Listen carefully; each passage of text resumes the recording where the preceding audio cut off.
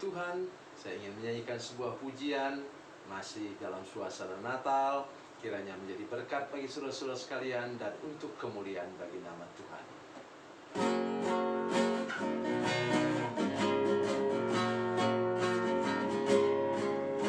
Malam yang penuh damai, tentram segera malam, insan sedang tertidur lelap. Lahirlah ke dunia Yesus anak Allah, di kandang Betlehem yang indah.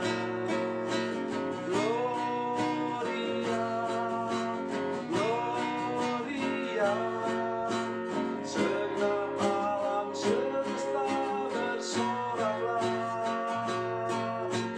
Haleluya, pujilah Dia, Raja Sorga Juru Selamat manusia.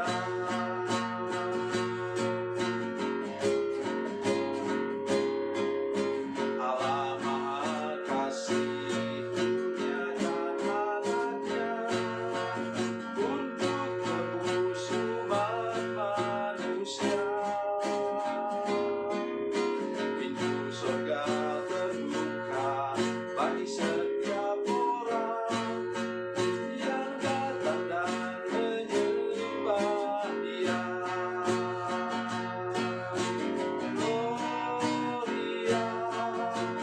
Gloria, segenap alam semesta bersoraklah. Haleluya, pujilah Dia, Raja Sorga Juru Selamat manusia.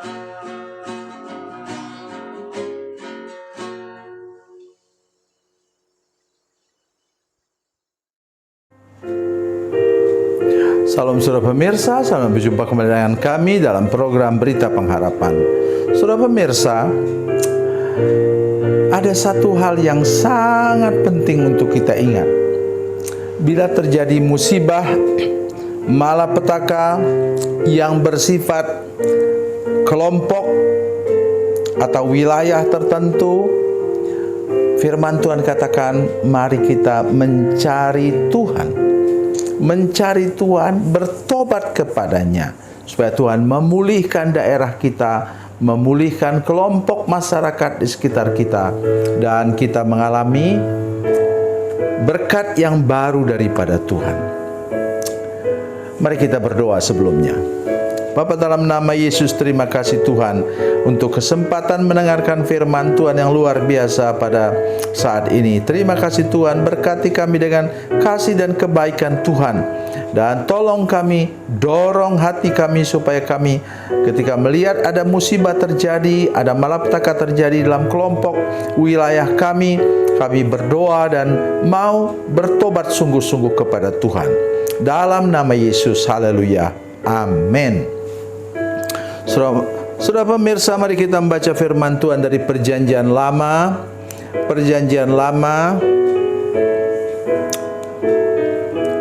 1 Raja-Raja 8. 1 Raja-Raja 8 ayat 35 dan 36. 1 Raja-Raja 8 ayat 35-36. Ya, saya mohon juga semua pemirsa mau mencatat ayat yang sangat penting ini. Demikian bunyi firman Tuhan.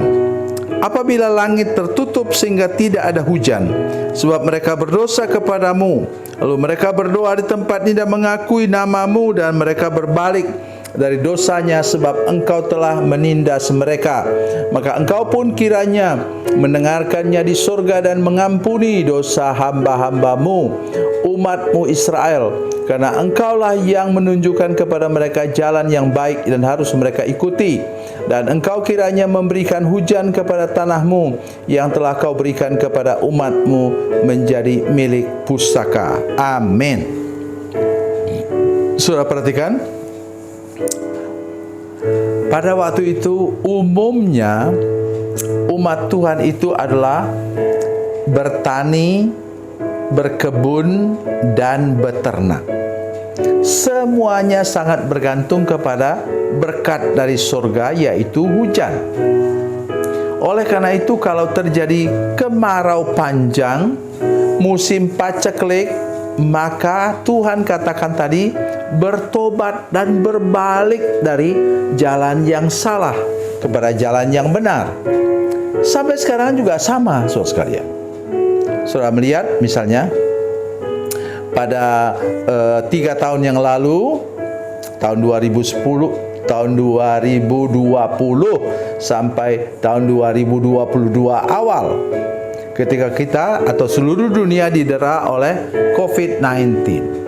Saudara lihat pasar saham anjlok, dan apalagi yang macam-macam masalah terjadi dalam bidang keuangan dan ekonomi, hancur-hancuran saudara sekalian.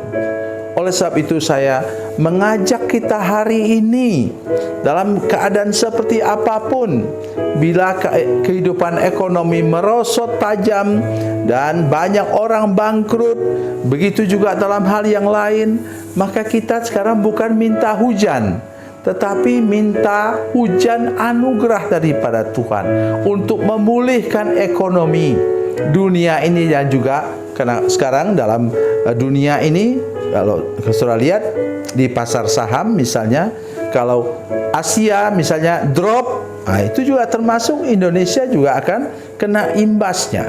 Oleh sebab itu, mari kita berseru dan melarikan diri kepada Tuhan. Seperti apapun yang terjadi, katakanlah usaha kita kemudian bangkrut atau drop, kemudian kesehatan kita menjadi drop parah, ya, kemudian rumah tangga kita bermasalah, mari semua ramai-ramai bukan komplain kepada Tuhan, tetapi larilah kepada Tuhan seperti firman Tuhan dikatakan. Ini sangat jelas. Mengapa Tuhan menutup langit sehingga tidak ada hujan? Sebab mereka berdosa kepadamu. Langit tertutup karena waktu itu kehidupan, katakanlah untuk ternak, rumput-rumput dan lain-lain, ya, tanaman-tanaman lain, gandum, semua tumbuh di tanah dan perlu hujan. Nah sekarang misalnya, saya sudah katakan tadi, misalnya dalam pasar saham, perdagangan, ekspor ke luar negeri, semuanya itu seperti tadi kita bertani dan beternak.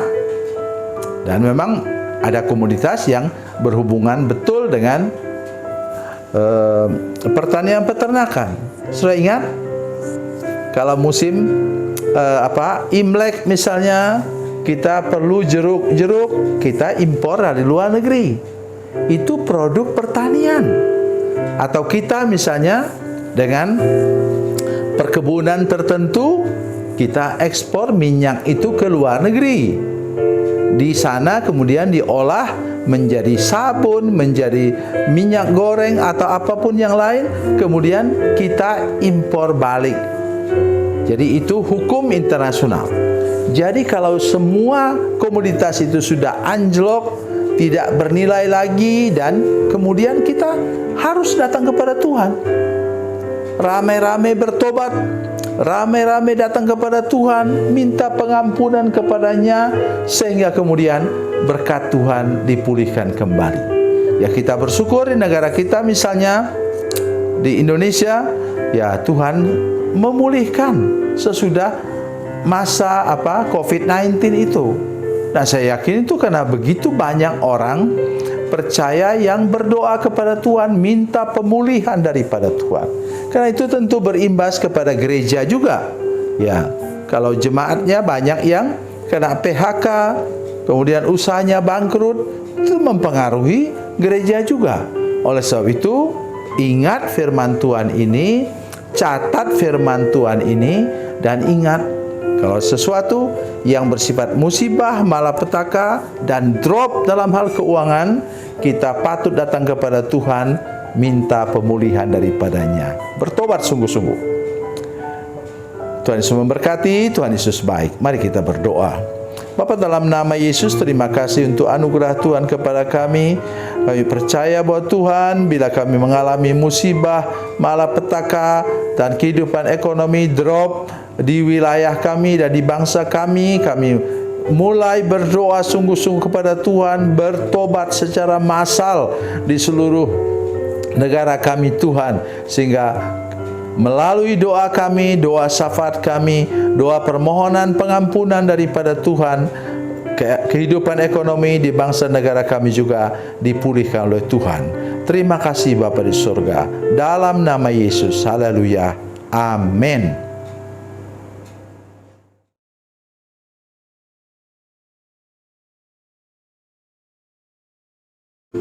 Salam saudara pemirsa, mengakhiri program ini saya mohon kepada saudara-saudara pemirsa sekalian untuk bila saudara menyaksikan program ini melalui channel YouTube, maka tekan subscribe dan bunyikan lonceng. Dan bila saudara menyaksikan program ini melalui channel Facebook, tolong saudara-saudara sekalian tekan like dan juga komen.